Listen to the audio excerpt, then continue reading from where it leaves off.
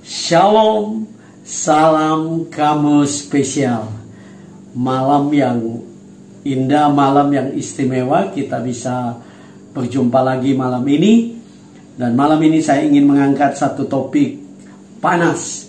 Presiden Jokowi marah besar, peringatkan para pejabat menjaga kebebasan beribadah di Indonesia.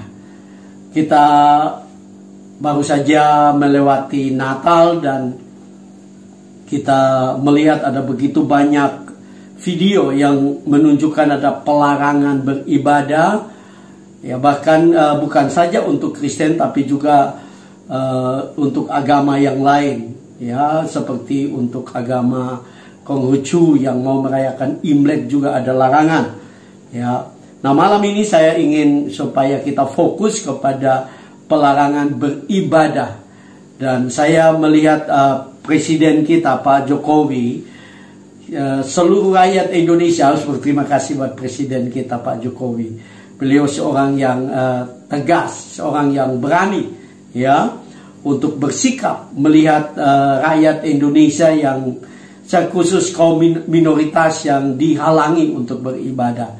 Dan saya melihat ada video, ya, dan saya ingin mengambil potongan video dari channel merdeka.com untuk kita melihat bersama-sama bagaimana pidato presiden kita Pak Jokowi yang marah kepada dan peringatkan supaya para pejabat pemerintah berhati-hati untuk menjaga kebebasan beragama di Indonesia. Nah mari kita saksikan potongan videonya. Mumpung juga ketemu Bupati dan Wali Kota mengenai kebebasan beribadah dan kebebasan beragama. Ini hati-hati. Ini yang beragama Kristen, Katolik, Hindu, Konghucu, hati-hati. Ini memiliki hak yang sama dalam beribadah, memiliki hak yang sama dalam kebebasan beragama dan beribadah. Hati-hati, beragama dan beribadah itu dijamin oleh konstitusi kita, dijamin oleh Undang-Undang Dasar 1945, pasal 29 ayat 2. Sekali lagi, dijamin oleh konstitusi. Ini harus ngerti. Dandim, Kapolres, Kapolda, Pangdam harus ngerti ini. Kejari, Kejati. Jangan sampai yang namanya konstitusi itu kalah oleh kesepakatan. Konstitusi tidak boleh kalah dengan kesepakatan. Ada rapat FKUB misalnya, ini misalnya, sepakat tidak memperbolehkan membangun tempat ibadah. Hati-hati loh, konstitusi kita hati-hati loh, menjamin itu. Ada peraturan wali kota, atau ada instruksi bupati. Hati-hati loh, kita semua harus tahu masalah ini. Konstitusi kita itu memberikan kebebasan beragama dan beribadah. Meskipun hanya 1, 2, 3 kota atau kabupaten, tapi hati-hati mengenai ini.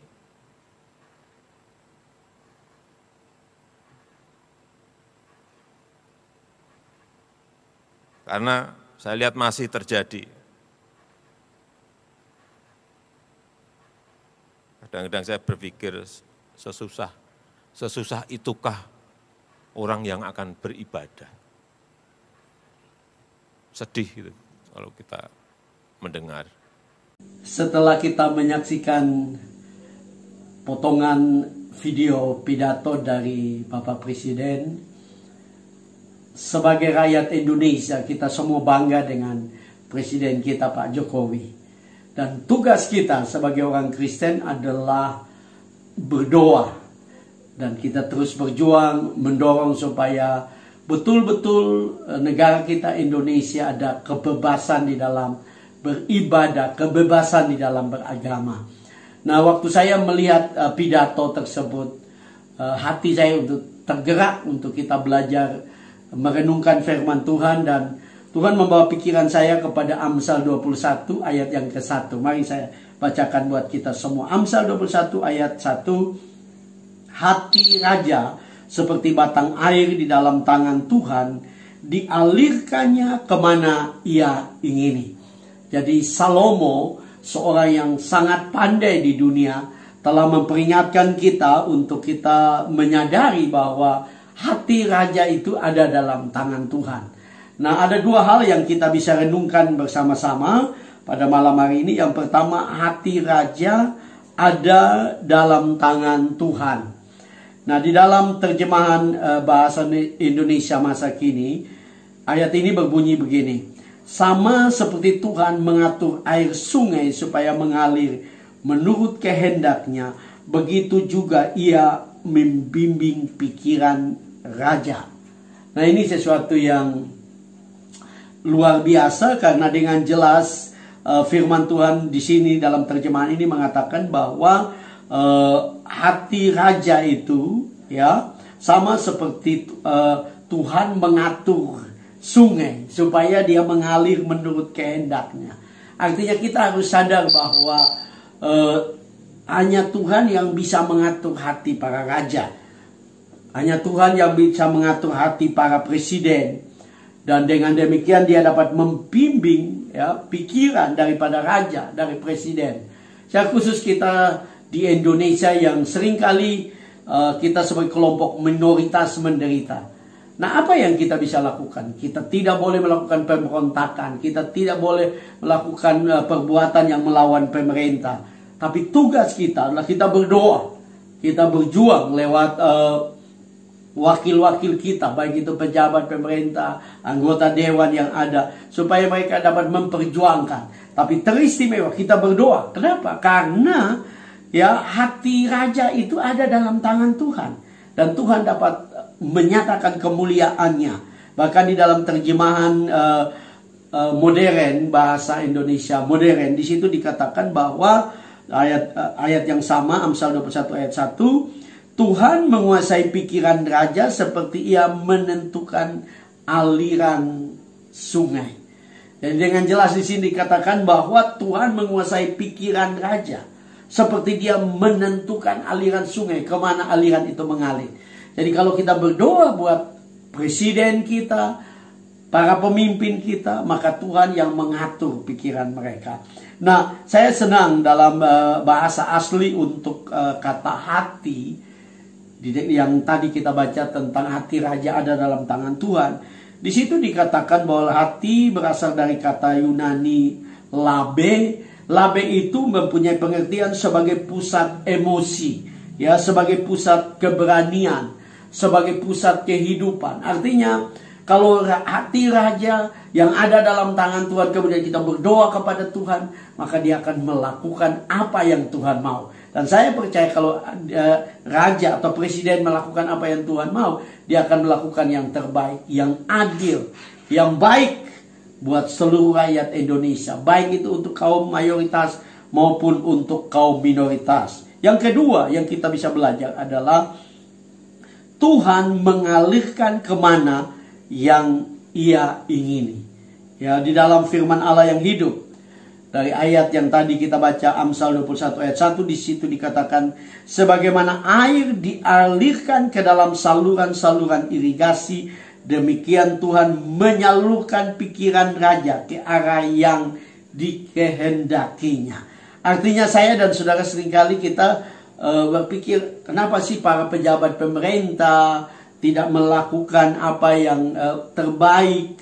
Nah, firman Tuhan mengajar kita supaya kita sebagai orang percaya menyadari bahwa Tuhan menyalurkan pikiran raja sesuai dengan apa yang Tuhan inginkan, ke arah yang Tuhan kehendaki. Dan saya percaya kehendak Tuhan adalah kehendak yang terbaik. Karena itu sekali lagi saya ingin mendorong kita semua sebagai orang Kristen untuk berdoa bagi para pemimpin kita, Presiden Pak Jokowi. Kita perlu berdoa banyak, karena saya percaya ini yang Tuhan inginkan. Saya adalah orang yang ikut memilih Pak Jokowi, dan saya percaya bahwa beliau terpilih oleh karena kehendak Tuhan. Tinggal kita terus berdoa agar beliau menjalankan pemerintah yang ada sesuai dengan kehendak Tuhan. Karena memang Tuhan memerintahkan kita untuk kita berdoa bagi pemerintah, berdoa bagi kota di mana kita berada, berdoa bagi negara kita berada. Karena di dalam Yeremia 29 ayat 7, Yeremia 29 ayat 7 di situ dikatakan, usahakan kesejahteraan kota kemana kamu aku buang, dan berdoalah untuk kota itu kepada Tuhan, sebab kesejahteraannya adalah kesejahteraanmu. Betapa pentingnya sebagai orang Kristen untuk kita mengusahakan kesejahteraan kota, mengusahakan kesejahteraan bangsa, dan teristimewa kita berdoa buat bangsa, buat kota, di mana Tuhan tempatkan kita. Karena kita ditempatkan oleh Tuhan di Indonesia, tugas kita berdoa buat Indonesia, supaya Indonesia diberkati, Indonesia penuh dengan keadilan. Secara khusus yang kita lihat ketidakadilan kepada kaum minoritas boleh disadari oleh pemerintah. Bukan saja Pak Presiden berpidato, tapi beliau juga akan memerintahkan, beliau akan bertindak dengan tegas untuk kelompok-kelompok intoleran yang melarang ibadah, yang menyulitkan untuk orang Kristen beribadah, orang Buddha beribadah, orang Hindu beribadah, ya orang Konghucu beribadah, agama apapun. Kita semua harusnya bebas untuk beribadah. Dan itu hanya bisa terjadi apabila kita berdoa. Sebab Tuhan berkata di sini bahwa sebab kesejahteraannya adalah kesejahteraanmu. Sebagai orang Kristen saya menyadari bahwa betapa pentingnya kuasa doa kita. Bahkan saya berani mengatakan bahwa bangsa Indonesia masih bertahan sampai sekarang karena banyak orang Kristen yang berdoa. Nah, kita harus terus berdoa supaya Indonesia benar-benar diberkati, Indonesia dipulihkan, Indonesia dilawat oleh Tuhan. Kemuliaan Tuhan boleh dinyatakan di Indonesia, sehingga nama Tuhan dipuji dan dimuliakan. Mari kita ambil waktu sejenak, kita akan berdoa buat Pak Presiden, para pemimpin bangsa ini, supaya Tuhan akan memimpin mereka untuk menjaga kebebasan beribadah di Indonesia. Mari kita berdoa. Bapa Sorgawi, kami bersyukur karena kami punya presiden yang luar biasa, presiden yang nasionalis, presiden yang memperhatikan kami kaum minoritas. Karena itu kami terus berdoa buat Pak Jokowi. Tuhan, berikan hamba-Mu hikmat, berikan hamba-Mu keberanian, kuasa, otoritas yang datang daripada Tuhan, sehingga hamba-Mu bisa memerintah Indonesia dengan benar, dengan penuh keadilan, dengan penuh takut akan Tuhan. Berkati Pak Presiden, berkati semua programnya, berkati perjuangan hamba-Mu untuk Indonesia. Kami berdoa buat semua pejabat pemerintah yang ada di Indonesia, mulai dari pusat sampai ke daerah. Oh Tuhan, Engkau berkati mereka, agar mereka memimpin dengan benar, memimpin dengan penuh keberanian, memimpin dengan takut akan Tuhan. Terima kasih Tuhan. Dalam nama Yesus kami berdoa. Haleluya. Amin.